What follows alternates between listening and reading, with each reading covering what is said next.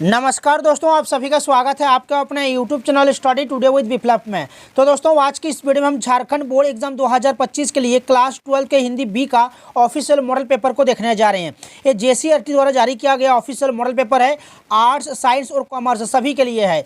देखिए, कुल पूर्णांक यहाँ पर दिया हुआ है 40 और समय मिलेगा 1 घंटा 30 मिनट। ठीक है, और यहाँ पर देखिए सामान्य निर्देश में क्या लिखा हुआ है कि खंड क में 15 अंक के बहुविकल्पीय प्रश्न होंगे, यानी कि MCQ टाइप के सवाल रहेंगे। ठीक है, और खंड ख में 25 अंक के आपका विषयनिष्ठ प्रश्न होंगे, यानी कि सब्जेक्टिव सवाल होंगे। ठीक है, तो चलिए एक एक करके सभी को देखते हैं। सभी से रिक्वेस्ट है, वीडियो को लास्ट तक देखिए, वीडियो को लाइक कीजिए, सभी दोस्तों में शेयर कीजिए। सारे के सारे क्वेश्चन एग्जाम पेपर के लिए वेरी इंपॉर्टेंट रहने वाला है।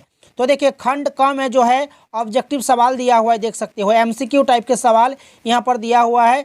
कुल मिलाकर के 15 ऑब्जेक्टिव पूछा जाएगा। ठीक है, पहला जो प्रश्न यहाँ पर दिया हुआ है कि गोपियों को छोड़कर कृष्ण कहाँ चले गए थे, वृंदावन, मथुरा, ब्रज या फिर द्वारिका। तो यहाँ पर सही उत्तर हो जाएगा ऑप्शन नंबर बी हो जाएगा, मथुरा। नेक्स्ट सवाल है कि राम लक्ष्मण परशुराम संवाद पाठ के रचयिता हैं, कबीरदास, तुलसीदास, सूरदास या फिर कुंभनदास। तो यहाँ पर तुलसीदास आपका सही उत्तर होगा option number B. Ram Lakshman Parshuram संवाद पाठ के रचयिता कौन है? तुलसीदास। नेक्स्ट सवाल है कि प्रातः काल होने पर बालक रूपी बसंत को कौन जगाता है? प्रातः काल होने पर बालक रूपी बसंत को कौन जगाता है? कौवा, मोर, तोता या फिर गुलाब। तो यहाँ पर गुलाब जो है आपका सही उत्तर हो जाएगा ऑप्शन नंबर डी। नेक्स्ट है कि उत्साह कविता में कवि ने किसको संबोधित किया है? बिजली को, धरती को, आकाश को या फिर बादल को। तो यहाँ पर बादल को, ऑप्शन डी सही होगा। प्रश्न संख्या 5 यानी कि अंग, कवि के अनुसार कौन सांस लेता है तो घर भर जाता है? कवि, लेखक, फागुन या फिर धरती।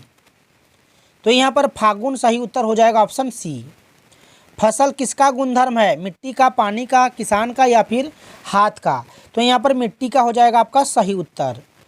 नेक्स्ट सवाल है कि चांदनी किसका प्रतीक है? प्रकाश का, ज्ञान का, शांति का या फिर सुख की घड़ियों का। तो यहाँ पर चांदनी जो है यहाँ पर सुख की घड़ियों का प्रतीक है। ठीक है, ऑप्शन नंबर डी सही उत्तर हो जाएगा। नेक्स्ट है कि मूर्ति को प्रतिदिन चश्मा कौन पहनाता है? तो कैप्टन चश्मे वाला। ठीक है, कैप्टन चश्मे वाला यहाँ पर सही उत्तर हो जाएगा ऑप्शन नंबर सी। बाल गोविंद भगत की उम्र कितनी थी? 50 के पार, 60 के पार, 70 के या फिर 40 की। बाल गोविंद भगत की उम्र जो है यहाँ पर 60 के पार हो जाएगा ऑप्शन नंबर बी। लखनवी अंदाज पाठ के लेखक कौन है? प्रेमचंद, यशपाल, निराला या फिर नागार्जुन। तो यहाँ पर यशपाल हो जाएगा ऑप्शन नंबर बी। नेक्स्ट है कि सैनिक शब्द का निर्माण किस प्रत्यय से हुआ है? सैनिक शब्द का निर्माण किस प्रत्यय से हुआ है? ईक, ता, ई या फिर वान। सैनिक यानी कि ईक इसमें ऐड हुआ है लास्ट में। जो शब्दांश किसी शब्द के अंत में लगकर उस शब्द के अर्थ को परिवर्तित करता है उसे कहते हैं प्रत्यय। तो यहाँ पर सैनिक, तो ईक अंत में क्या लगा हुआ है? ईक लगा हुआ है। ठीक है, आँखों का तारा का सही अर्थ क्या है? आँखों का तारा। तो यहाँ पर हो जाएगा बहुत प्रिय होना। ठीक है, ऑप्शन नंबर बी। नीलकंठ में कौन सा समास है? नीलकंठ में कौन सा समास है? नीलकंठ द्वंद्व, कर्मधारय, तत्पुरुष या फिर बहुव्रीहि। तो यहाँ पर बहुव्रीहि समास हो जाएगा। यह लाल रंग का फूल है, इस वाक्य में लाल किस प्रकार का विशेषण है? संख्यावाचक, गुणवाचक, परिमाणवाचक या फिर संबंधवाचक। लाल, लाल यहाँ पर गुणवाचक हो जाएगा। ठीक है, फूल का रंग जो है लाल है। ठीक है, एक गुणवाचक हो जाएगा। ऑप्शन नंबर बी हो जाएगा सही उत्तर। सभी से रिक्वेस्ट है, वीडियो को लास्ट तक जरूर देखिए, वीडियो को लाइक कीजिए, सभी दोस्तों में शेयर कीजिए। नेक्स्ट है कि सुंदरता किस प्रकार की संज्ञा है? सुंदरता जातिवाचक या फिर भाववाचक, व्यक्तिवाचक या फिर समूहवाचक। तो सुंदरता जो है भाववाचक संज्ञा का उदाहरण हो जाएगा ऑप्शन नंबर बी। खंड ख में सब्जेक्टिव सवाल है, देख सकते हो सब्जेक्टिव विषयनिष्ठ प्रश्न है। पहला जो प्रश्न यहाँ पर दिया हुआ है, किन्हीं 6 प्रश्नों के उत्तर आपको देना है।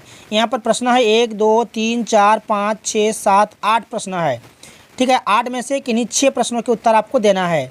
तो पहला जो प्रश्न यहाँ पर पूछा गया है कि संज्ञा कितने प्रकार के होते हैं? तो यहाँ पर मैं लिख दूँ कि संज्ञा 5 प्रकार के होते हैं। व्यक्तिवाचक संज्ञा, जातिवाचक, भाववाचक, द्रव्यवाचक और समूहवाचक। नेक्स्ट सवाल है कि वह शब्द जो क्रिया की विशेषता बताता है क्या कहलाता है? वह शब्द जो क्रिया की विशेषता बताता है उसे कहते हैं क्रिया विशेषण। क्या कहते हैं? क्रिया विशेषण। चरण का अर्थ क्या है? चरण का अर्थ हो जाएगा पाँव, ठीक है, यानी कि पैर। संधि कितने प्रकार के होते हैं? तो देखिए संधि 3 प्रकार के होते हैं, ठीक है। संधि 3 प्रकार के होते हैं, स्वर संधि, व्यंजन संधि और विसर्ग संधि। राम लक्ष्मण में कौन सा समास है? राम लक्ष्मण जो है द्वंद्व समास है, ठीक है, द्वंद्व समास है।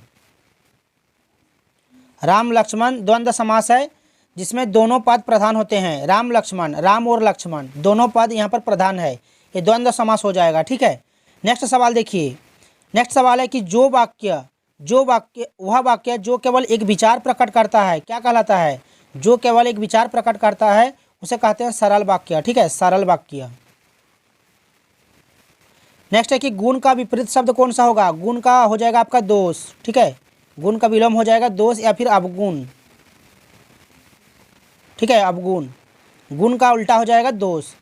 उपसर्ग किसे कहते हैं? उपसर्ग जो शब्दांश किसी शब्द के पहले जुड़कर उसके अर्थ को बदल देता है या उसके अर्थ में विशेषता ला देते हैं उसे कहते हैं उपसर्ग। जैसे कि प्रहार, प्र जोड़ हार, ये हार जो है मूल शब्द है, हार जो है मूल शब्द है और इससे पहले क्या जुड़ा हुआ है? ये जो शब्दांश है प्र, ये हो जाएगा हमारा उपसर्ग। प्र जो है इसमें उपसर्ग लगा हुआ है जिससे कि शब्द बनता है प्रहार, ठीक है। शब्द के पहले जो ऐड होता है जो शब्दांश उसे हम कहते हैं प्रत्यय, उपसर्ग। क्या कहते हैं? उपसर्ग कहते हैं, ठीक है। चलिए प्रश्न संख्या 3 में देख सकते हो। प्रश्न संख्या 3 में है, ये आप लोग देख लीजिएगा। इसका PDF में डाल दूंगा टेलीग्राम में, ठीक है। परशुराम के क्रोध करने पर लक्ष्मण ने धनुष के टूट जाने के लिए कौन कौन से तर्क दिए? दूसरा सवाल है कि भारत की पुत्र वधू उन्हें अकेले क्यों नहीं छोड़कर चाहती थी? तीसरा है कि लेखक ने फादर बुल्के को मानवीय करुणा की दिव्य चमक क्यों कहा है?